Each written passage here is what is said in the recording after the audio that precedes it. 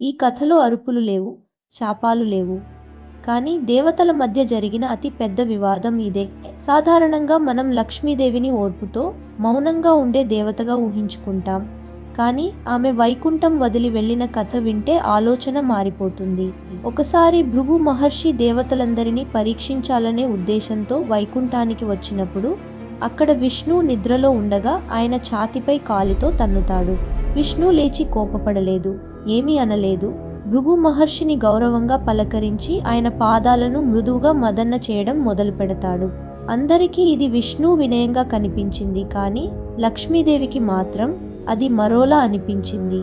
తన నివాసమైన విష్ణు ఛాతిని అవమానంగా తన్నినా ఆయన ఒక్క మాట కూడా మాట్లాడకుండా మౌనంగా ఉండడం లక్ష్మీదేవి మనసును గాయపరిచింది. ఇది కోపం కాదు, అసూయ కాదు, తన గౌరవం పట్టించుకోలేదన్న లోతైన బాధ.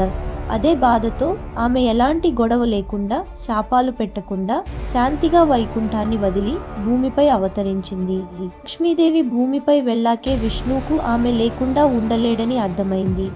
ఆమె విలువ తెలిసింది. అప్పుడు ఆయన శ్రీనివాసుడిగా అవతరించి తన భార్యను వెతుక్కుంటూ తిరుమలకు వచ్చాడు. ఈ కథ దేవతల మధ్య ప్రేమను మాత్రమే కాదు, గౌరవం లేకపోతే మౌనం కూడా బాధను పెంచుతుందని చెప్పే లోతైన సత్యాన్ని చెబుతుంది. అందుకే ఈ రోజు కూడా మనకు తిరుమలలో కనిపించే కథ ప్రేమతో పాటు విరహం, గౌరవం, పరిమితుల విలువను గుర్తు చేస్తుంది. మీరు ఈ కథలో లక్ష్మీదేవి నిర్ణయాన్ని ఎలా చూస్తున్నారు? ఆమెది సరైన నిర్ణయమేనా కాదా కామెంట్లో చెప్పండి. ఇలాంటి పురాణాల కథలు నిజమైన భావాలతో వినాలంటే మన తెలుగు ఆర్ట్స్ ఛానల్ను తప్పకుండా సబ్స్క్రైబ్ చేయండి.